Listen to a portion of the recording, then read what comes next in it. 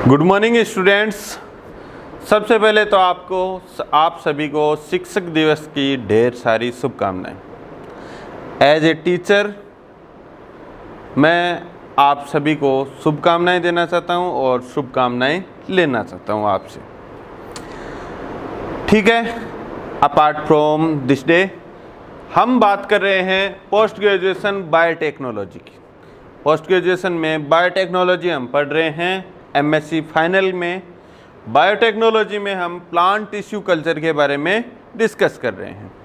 Plant tissue culture में जो हमारी ये वीडियो लेक्चर श्रृंखला चल रही है, इसकी लास्ट वीडियो में हमने बात की थी सोमेटिक हाइब्रिडाइजेशन के बारे में। सोमेटिक हाइब्रिडाइजेशन के कुछ एस्पेक्ट्स के बारे में हमने यहाँ पर डिस्कस किया था। सोमेटिक हाइब्रिडाइजेशन के बारे में जो लास्ट क्लास में डिस्कस किया था, उसमें ज़रा सा अगर मैं आपको रिकॉल करके बताऊं तो सोमेटिक हाइब्रिडाइजेशन वो टेक्निक है, वो प्लांट टिश्यू कल्चर की टेक्निक है जिसमें हम सोमेटिक सेल्स को at the level of plasma membrane fuse करवाते हैं और हाइब्रिड्स बनाते हैं। प्लाज्मा मेम्ब्रेन लेवल पर अगर हम फ्यूजन करवा रहे हैं तो वहाँ पर कोई बैरियर नहीं होता, ना ही इंटर स्पेसिफिक बैरियर होता है और ना ही इंटर जेनेरिक बैरियर होता है। सोमेटिक सेल्स अलग अलग प्लांट्स की, अलग अलग स्पीसीज के प्लांट्स की, अलग अलग जीनस के प्लांट्स की सोमेटिक सेल्स को फ्यूज करवाकर हम हाइब्रिड्स बना सकते हैं। कन्वेंशनल हाइब्रिड मेथड जो हैं, हाइब्रिड बनाने की मेथड्स हैं, उनमें नॉर्मली इंट्रा स्पेसिफिक सेल्स को ही फ्यूज करवाते हैं।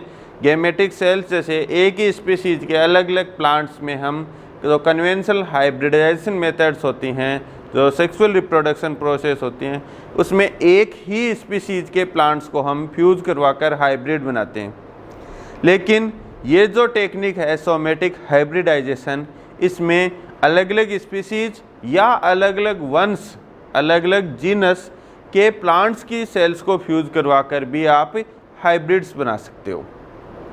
ये प्लांट टिश्यू कल्चर की टेक्निक है, तो ओबियसली आपको इसके लिए एसेप्टिक न्यूट्रिएंट मीडियम चाहिए, एसेप्टिक कंडीशंस चाहिए। इन विट्रो ये प्रोसेस है। In vitro means in laboratory, ये नेचुरल प्रोसेस नहीं है। ठीक है, सोमेटिक हाइब्रिडाइजेशन के बाद हमने कुछ इसकी मैकेनिज्म के बारे में बात की थी कि सोमेटिक हाइब्रिडाइजेशन की मैकेनिज्म क्या होती है। तो इसके लिए सबसे पहले आपको क्या चाहिए होता है, प्रोटोप्लास्ट, क्योंकि प्लांट सेल्स में बाहर की तरफ नॉन लिविंग सेल वॉल होती है।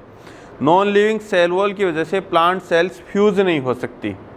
फ्यूज कब होती हैं, जब बाहर की तरफ हो प्लाज्मा मेम्ब्रेन। तो सबसे पहले हमें सेल वॉल को रिमूव करना होता है। सेल वॉल को रिमूव करते हैं तो जो बाकी जो बचता है, प्लाज्मा मेम्ब्रेन, साइटोसोल, न्यूक्लियस, ये सारी चीज़ें जिनको कलेक्टिवली हम प्रोटोप्लास्ट कहते हैं। तो सबसे पहला स्टेप हमारा आता है आइसोलेशन ऑफ प्रोटोप्लास्ट। उसके लिए हमने कुछ टेक्निक्स की बात की कि इस तरीके से हम प्रोटोप्लास्ट को आइसोलेट कर सकते हैं। दूसरा जो स्टेप है सोमेटिक हाइब्रिडाइजेशन का, इसमें आता है फ्यूजन ऑफ प्रोटोप्लास्ट, कि अलग अलग सोमेटिक सेल्स हैं, उनका प्रोटोप्लास्ट आपस में फ्यूज हो। तो फ्यूज होने के लिए जैसे बायोलॉजिकल, केमिकल, फिजिकल मेथड्स आती हैं। इनमें ये क्वेश्चन पूछा जा सकता है कि जो प्रोटोप्लास्ट फ्यूजन के लिए जो आप टेक्निक्स काम में ले रहे हो, इनमें मोस्ट रिप्रोड्यूसिबल टेक्निक कौन सी है। तो ये मैंने आपको बताया था, तो फिजिकल मेथड्स हैं, जो इलेक्ट्रिक करंट्स देते हैं, वो सबसे रिप्रोड्यूसिबल, सबसे उपयोगी तरीका है प्रोटोप्लास्ट फ्यूज करने का। Biological methods normally animal cell culture में काम में आती हैं, प्लांट सेल कल्चर में काम में नहीं आती, जिनमें यूवी इनएक्टिवेटेड सेंडेई वायरस काम में लेते हैं। केमिकल मेथड्स में फ्यूजोजन्स काम में लेते हैं। ये भी एक छोटा क्वेश्चन आ सकता है, फ्यूजोजन क्या होते हैं। तो फ्यूजोजन वो एजेंट्स होते हैं, वो फैक्टर्स होते हैं, वो कंपाउंड्स होते हैं जो प्रोटोप्लास्ट फ्यूजन की प्रोसेस को एनहेंस करते हैं, बढ़ाते हैं। ठीक है, ये दो स्टेप हमने लास्ट क्लास में डिस्कस किए थे सोमेटिक हाइब्रिडाइजेशन के बारे में। अब हमारा जो थर्ड स्टेप है,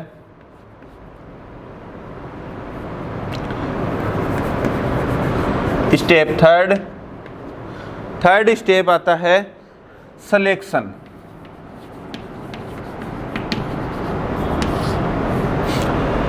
प्रोटोप्लास्ट फ्यूज हुए या नहीं हुए इनका सिलेक्शन करना, कि हमें कौन सी सेल्स हैं उनको आगे कल्चर मीडियम पे ग्रो करवाना है, कौन सी सेल्स को एलिमिनेट करना है, इन चीज़ों का सिलेक्शन ये बहुत ही इम्पोर्टेंट स्टेप है सोमेटिक हाइब्रिडाइजेशन का। सिलेक्शन प्रोसेस को हम दो भागों में बांट सकते हैं।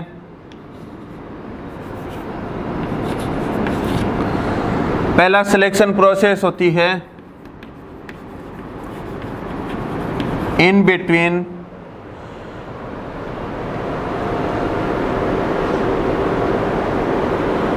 Hybrid and unhybrid sales.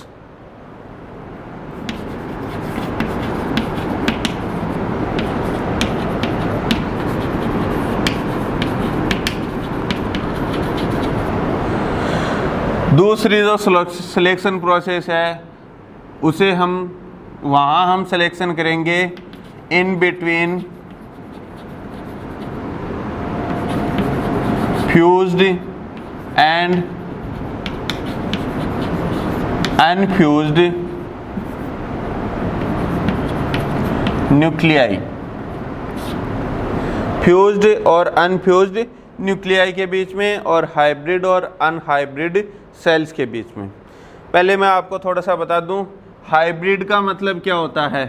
Hybrid का वो मतलब होता है कि एक ऐसी सेल्स जिसमें दो अलग अलग ओरिजिन्स के सेल कंपोनेंट्स हो, दो अलग अलग ओरिजिन के सेल कंपोनेंट्स हो। कुल मिलाकर हाइब्रिड वो चीज़ हो गई जिसमें कंपोनेंट्स हैं वो अलग अलग सेल्स से आते हैं। अलग अलग सेल्स के कंपोनेंट अगर एक जगह मिक्स हो उसे हम क्या कहते हैं, हाइब्रिड।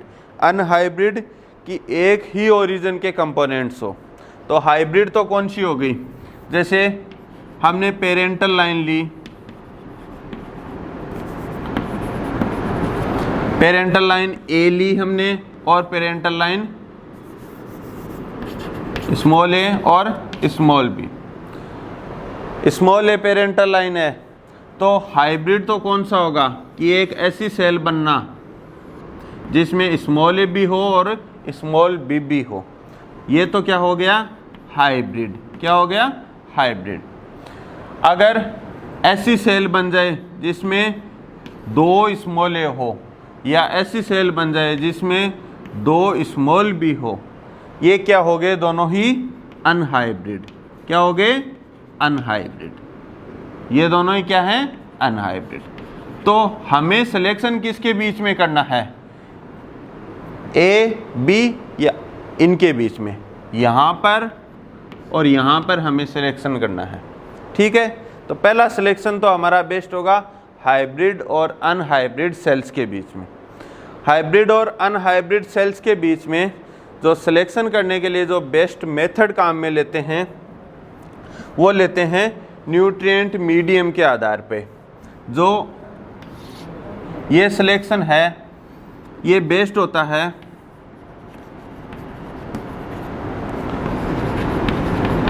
स्पेसिफिक न्यूट्रिएंट रिक्वायरमेंट्स पर। स्पेसिफिक न्यूट्रिएंट रिक्वायरमेंट्स पर बेस्ड होता है हाइब्रिड और अनहाइब्रिड का सिलेक्शन। स्पेसिफिक न्यूट्रिएंट्स की रिक्वायरमेंट्स के बेस पे जो सेल्स होती हैं वो दो टाइप की होती हैं। सेल्स दो टाइप की होती हैं, एक होती हैं ऑक्सोट्रोपिक सेल्स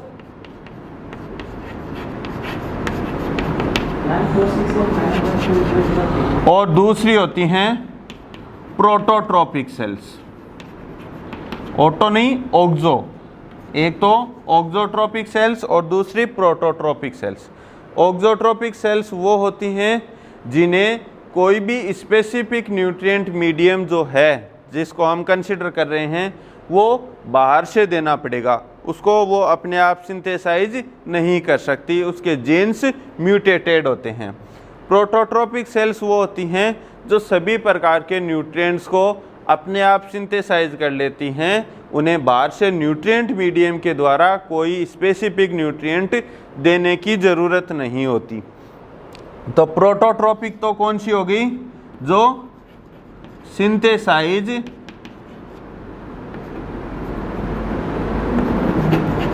न्यूट्रिएंट्स। और ऑक्सोट्रोपिक कौन सी हो गई? Cannot synthesise specific nutrient, कुछ विशिष्ट न्यूट्रिएंट्स को सिंथेसाइज नहीं कर सकती हैं, वो ऑक्सोट्रोपिक सेल्स होती हैं। तो ऑक्सोट्रोपिक और प्रोटोट्रोपिक के बेसिस पे हम हाइब्रिड और अनहाइब्रिड सेल्स को अलग अलग करते हैं। जो कार्लसन थे, जिन्होंने निकोटियाना ग्लूका और निकोटियाना लॉन्ग्सडॉर्फी, ये जो इंटर स्पेसिफिक जो हाइब्रिडाइजेशन करवाया था, सोमेटिक हाइब्रिड्स बनाए थे, उन्होंने जो पेरेंटल लाइन थी, जिसे ए लाइन और बी पेरेंटल लाइन कहा था, ए लाइन जो ए पेरेंटल लाइन थी, इनको ऑक्सोट्रोपिक रखा था, ऑक्सोट्रोपिक फॉर ऑक्सिन। इसका मतलब क्या है? ए पेरेंटल लाइंस ऑक्सिन की सिंथेसिस नहीं कर सकती, इन्हें ऑक्सिन न्यूट्रिएंट मीडियम के द्वारा देना पड़ेगा, ये अपने आप सिंथेसाइज नहीं कर सकती। और जो बी पेरेंटल लाइंस थी, उन्हें रखा था ऑक्सोट्रोपिक फॉर साइटोकाइनिन। मीन्स ये जो पेरेंटल लाइंस हैं, ये साइटोकाइनिन की सिंथेसिस नहीं कर सकती, इन्हें साइटोकाइनिन न्यूट्रिएंट मीडियम के द्वारा प्रोवाइड करवाना पड़ेगा। ठीक है, तो बी पेरेंटल लाइंस ऑक्सिन बना सकती हैं, लेकिन साइटोकाइनिन्स नहीं बना सकती। इसको मैं इस तरीके से भी कह सकता हूँ कि auxin means aux, aux plus cytokinins means CYT minus. Auxin बना सकती हैं, साइटोकाइनिन नहीं बना सकती। A parental lines aux minus cytokinin plus, auxin नहीं बना सकती और साइटोकाइनिन बना सकती हैं। ठीक है, ये पेरेंटल लाइंस थी। और इनको फिर क्या किया? इन दोनों ही पेरेंटल लाइंस को प्रोटोप्लास्ट, इन पेरेंटल लाइंस की सोमेटिक सेल्स थी, उनसे प्रोटोप्लास्ट आइसोलेट किया और आइसोलेट करवा कर जो फिजिकल या केमिकल मेथड्स हैं, उनसे फ्यूज़न करवाने के लिए छोड़ दिया। प्रोटोप्लास्ट फ्यूज़न करवाने के लिए छोड़ दिया। जब फ्यूज़न करवाया तो उनको 3 टाइप की सेल्स मिली, 3 टाइप के हाइब्रिड्स मिले, 3 टाइप के फ्यूज़न प्रोडक्ट्स मिले। एक फ्यूज़न प्रोडक्ट ऐसे थे जिनमें पेरेंटल लाइन ए और पेरेंटल लाइन बी दोनों के कंपोनेंट थे। एक फ्यूज़न प्रोडक्ट ऐसे थे जिनमें पेरेंटल लाइन ए और पेरेंटल लाइन बी दोनों के फ्यूज़न प्रोडक्ट थे, और उन्हें क्या नाम दिया था? हाइब्रिड। ठीक है। दूसरे फ्यूज़न प्रोडक्ट ऐसे मिले जिनमें केवल पेरेंटल लाइन बी के ही प्रोडक्ट थे, केवल पेरेंटल लाइन बी के ही फ्यूज़न प्रोडक्ट थे, ए के प्रोडक्ट नहीं थे, ए के कंपोनेंट नहीं थे। ठीक इसी तरीके से तीसरे फ्यूज़न प्रोडक्ट में उन्हें केवल पेरेंटल लाइन ए के ही कंपोनेंट मिले, बी के कंपोनेंट नहीं मिले। तो ये कुल मिलाकर ये 3 टाइप के फ्यूज़न प्रोडक्ट इनको प्राप्त हुए। इनके बीच में सिलेक्शन के लिए कार्लसन ने क्या किया कि इनको ग्रो करवाया।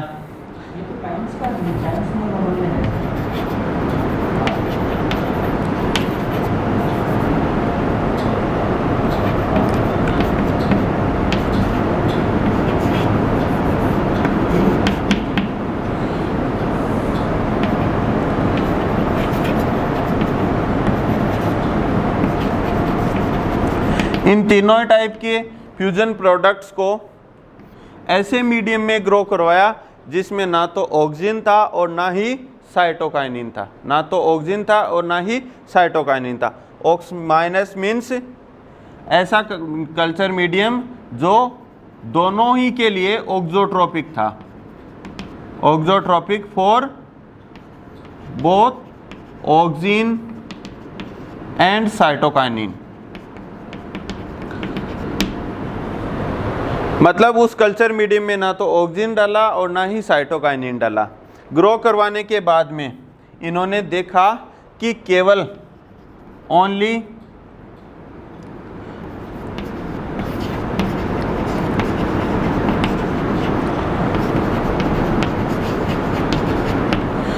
ए बी हाइब्रिड्स जो फ्यूजन प्रोडक्ट थे वही ग्रो कर रहे थे, जो ए पेरेंटल लाइन के अनहाइब्रिड फ्यूजन प्रोडक्ट थे वो भी ग्रो नहीं कर रहे थे, बी पेरेंटल लाइन के अनहाइब्रिड फ्यूजन प्रोडक्ट थे वो भी ग्रो नहीं कर रहे थे, केवल ए और बी हाइब्रिड्स थे वही ग्रो कर रहे थे। और यहाँ से उन्होंने इन फ्यूजन प्रोडक्ट्स के बीच में आइसोलेशन किया। क्यों, केवल यही क्यों ग्रो कर रहे थे? इसलिए ग्रो कर रहे थे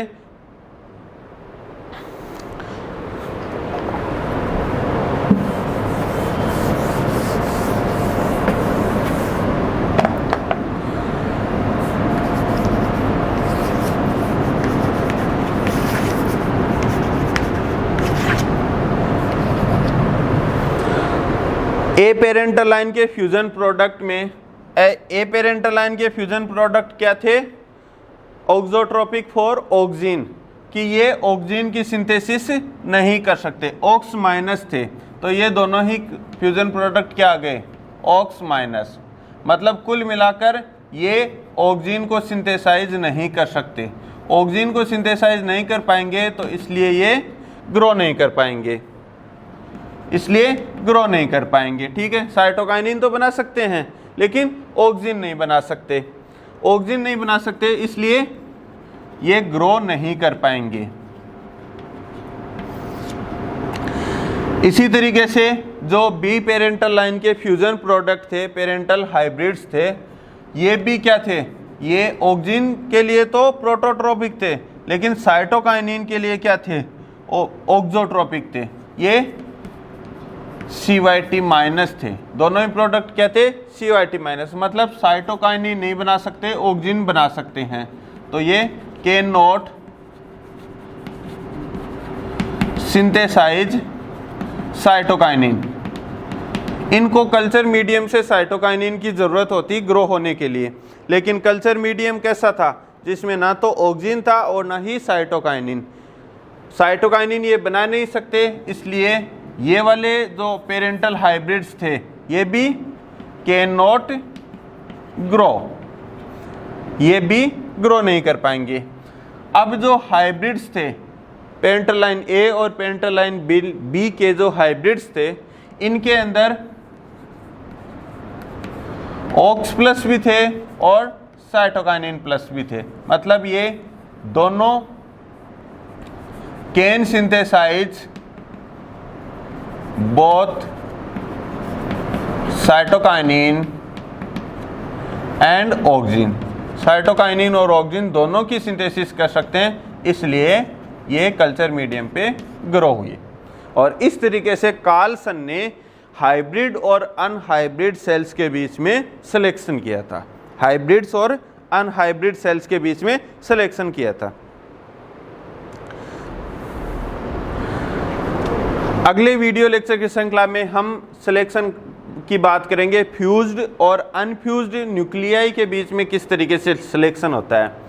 क्योंकि जो एक हाइब्रिड सेल आपकी बनी है उसमें पेरेंटल लाइन ए और पेरेंटल लाइन बी दोनों के न्यूक्लियस हैं, लेकिन वो न्यूक्लियस फ्यूज होते हैं, कितनी डिग्री वो फ्यूज होते हैं, उनके क्रोमोसोम्स फ्यूज होते हैं या नहीं होते हैं, ये जो सिलेक्शन है ये नेक्स्ट वीडियो में हम बात करेंगे। Thank you.